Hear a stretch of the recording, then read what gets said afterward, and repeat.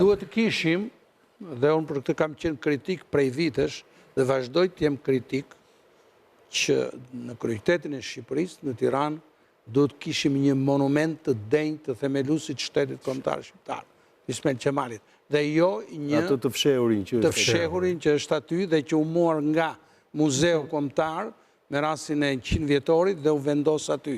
Kjo është e pafalshme për të gjitha administratat shqiptare që kanë kaluar pas vitit 1990 dhe vazhdon të jetë dhe duhet bërë. Kjo është si s'bëm. Benin. Jo, ndaj diçka me zotin Milo. Është e vërtet për pjesën dhe është punuar për monumenti shtatore në Ismail Qemalit. Shtatorja që është atje që thoni është e veçuar, është nga punët më të mira të Ismail Qemalit. E para sepse është bërë nga Odise Paskali, është trajtuar shumë. Çështja po është e fshehur. Por është punë interieri. Është punë interieri. Kurse në eksterier shpërpjestohen dhe për masat. Për shembull Davidi kur është bërë, për masat janë koka shumë e madhe sa trupi, sepse duhet ta shikoje nga poshtë. Teknika dhe raporti të krijonte perspektivën. Është shumë e drejtë ajo që thotë zoti Egro për një element. Panteoni nuk është thjesht se përmbledh individët më të shquar me kontributet veçanta për vendin, por është hapësirë edhe kohë ku individët e brezave të ndryshëm formsohen. Problemi madh është kemi apeluar disa herë. Më beso kemi apeluar disa herë dhe jo thjesht pritet keq, por ndërfuten shumë, sidomos njerëzit e politikës. Pse? Njerëzit e politikës duan pjesë indirekt të jenë Panteon. Zoti Milo e njeh shumë më mirë se sa ne të gjithë antropologjinë e tyre. Dhe tani ka ndodhur një paradoks, unë nga kjo kam nisur një shkrim. Dhe prandaj s'bëhet Panteoni se njerëzit e politikës duan të jenë atje. T'ju them një element. Në Shqipëri ekziston një filles Panteoni, është në liçenin artificial. Por është paradoks që Konica rri me 3 vëllezërit Frashi. Ju e dini që Konica ka qenë shumë i ashpër me Najm Frashi. Për shkak se më vonë ka riparuar atë. Ri shumë afër me Di Frashi, jo me Di Frashi, Mitat Frashi. Dhe më përpara kanë qenë varezat të dëshmorëve që janë zhvendosur. Aty janë ushtarët gjerman, vetëm 7 metra, dhe përballë janë armiqtë e tyre ushtarët anglez. Dhe kjo tregon edhe pjesën që ne, pjesën e memorialit historik urban, e kemi shumë problem. E para sepse ne nuk ndajmë dot konjunkturën me nderimin. Që ushtarët gjerman janë për të respektuar, për atë sepse ata e bën atë, por kanë qenë pushtuese, kupton? Ushtarët britanik kanë ndihmuar nga ana tjetër, mund të kishin një vend krejt tjetër dhe hapësira është jashtëzakonisht e madhe. Po më duket interesante që ata janë përballë njëri tjetrit anglezët dhe gjermanët, sepse ushtarët kanë qenë të dyja palët gjithsesi, pavarësisht se në gjallë kanë luftuar kundër njëri tjetrit, po ja që Alban, të them dhe paradoksin më të madh që këtu do doja ndihmën tuaj. Është e pamundur në një mjedis urban funebër që ti të bësh aktivitete kulturore si që bëhen atje. Atje bëhen aktivitete kulturore, sepse quajnë si vend, domethënë është vendi festive muzikore, po thua. Muzikore të llojeve të ndryshme. Është e palejueshme të prekësh atë vend. Po nuk bën të amfiteatri. Të amfiteatri është më poshtë. Aty. Janë bërë dyer me lutem bëhen atje. Bëhen atje, më kupton apo jo? Bëhen aty para vëllezërve Frashi. Jo vetëm sublimiteti vendit, po edhe personazhet që janë duan një lloj qetësie, qetësinë e përjetshme. E kjo pjesa Panteonit, qytetet ndryshme tanë e kanë zgjedhur ndryshe. E kanë zgjedhur për shembull në Vareza, e dëshmoroj, të vendosësh një kuartier të njerëzve të nderuar. E kjo do ishte gjëja më e madhe.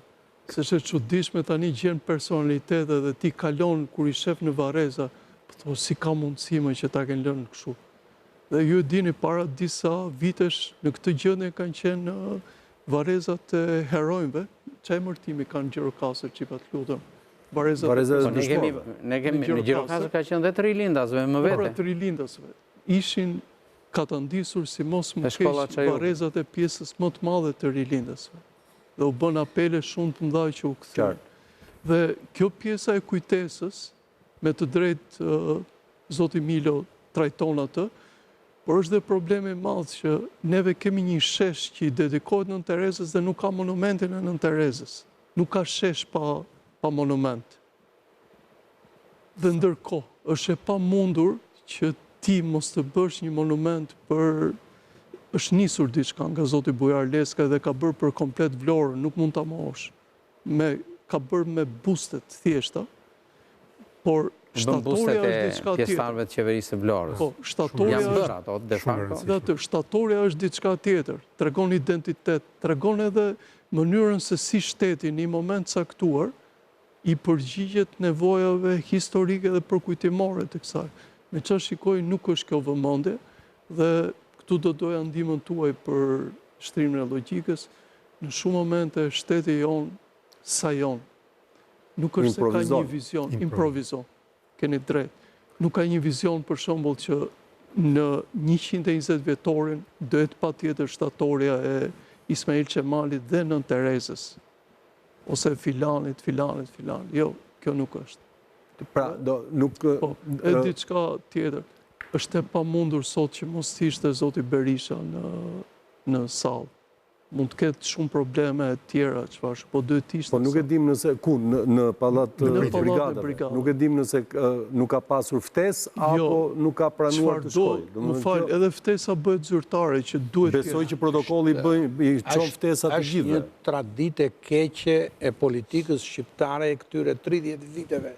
Jo vetëm zoti Berisha që mungonte sot aty, që duhej të ishte, dhe jo vetëm ai, po dhe mjaft të tjerë, por nuk është se nuk e përmban protokolli shtetit. Mënyrë absolute. Është një vendim personal i individëve politikë, të cilët nuk duan të marrin pjesë në ceremonialin e festave të tilla, jo vetëm në këtë rast, festës kryesore kombëtare, por edhe tjera, sepse u duket si përulje, u duket si nënshtrim, u duket si kur vjen në shërbim të atij që qeveris. Dhe prandaj nuk vinë. Kjo ka ndodhur jo vetëm tani, në këto 12 vjetë, po ka ndodhur dhe më parë, edhe kur ishte zoti Berisha kryeministër dhe qeveria e Partisë Demokratike, nuk vinte opozita socialiste në këto ceremoni. Jam dëshmitar, sepse në këto 35 vjetë, më falë të mëroj, kam qenë prezent, së që jam në gjendje të bëj dhe krahasimin. Sa ka ndikuar histori shkruesit në këtë ndasi që vazhdon sot e kësaj dite? Histori shkruesit... Për shekullin e 20 flas. Unë besoj... Shumë e rëndësishme. Dhe një peshë të madhe kanë histori shkruesit në këtë situatë. Përsjellje në opozitës ndaj ndarjet. Jo. 29 është bërë emblematike. Dritan, histori shkruesit në Shqipëri është për të ardhur keq, që reflektojnë ndikimin e politikës dhe kanë bajtë qëndrim ndaj ngjarjeve historike edhe nga këndvështrime politike. Por këtu, në pjesëmarrje ose jo të përfaqësuesve të opozitës në ceremoniale të tilla, shumë të rëndësishme, nuk kanë përgjegjësi histori shkruesit, sepse vendimarrës nuk janë ata. Vendimarrës janë vetë politikanët, vetë partitë politike, vetë drejtuesit e tyre. Dhe nuk i pengon askush që të ka përdzejnë atë ndasi politike të ditës që kanë me njëri tjetrin në respekt të festës kombëtare dhe të jenë atje në ceremonial pavarësisht se e duan apo nuk e duan njëri tjetrit. Ata i bashkon ceremoniali, i bashkon dita e rëndësishme kombëtare që i bashkon gjithë shqiptarët. Dhe për këtë arsye ata duhet jenë atje. Mund të mos i flasin njëri tjetrit edhe në sallë, po në sallë duhet jenë. Se respektojnë flamurin. Apo në ceremonitë që zhvillohen në Vlorë. Edhe në Vlorë. Është e njëjta gjë. Kështë një të Ajo është tragjika e Vlorës. Ku shkojnë shumë distancë e vena... është bërë 28 dhe 29 e janë bërë njësoj, nderojnë vetë Tesa bëhet gjithmonë. Unë kam qenë prezent në ceremonialin e 100 vjetorit të pavarësisë në Vlorë. Kam qenë pjesë e opozitës në atë kohë. Me gjitha të, opozita atere ka marrë pjesë në ceremonial, ka qenë në balin e ceremonisë që u zhvillua, dhe unë kam dhënë një numër intervistash në atë kohë, duke qenë atje, dhe një numër fotografish, po ka qenë opozita në ceremonial e gjitha. Kemi dhe rastet mira, pa të shimë. Kemi, por përgjithsisht... Kam idenë që për 100 vjetorin s'do të asë njërit mungon, dhe prandaj kanë qenë gjithë. Ndohë të se është date madhe e historisë. Po mori vëmend shmërinë maksimale, dhe kështu që në këtë lloj kuptimi, ndërsa kur janë këto pastaj që nuk janë jubile... Inshtrojnë interesave politike të ditës. Pastaj vazhdojnë me interesat politike të ditës. Gjithsesi kalojmë në publicitet dhe rikthehemi, flasim pak më shumë për histori.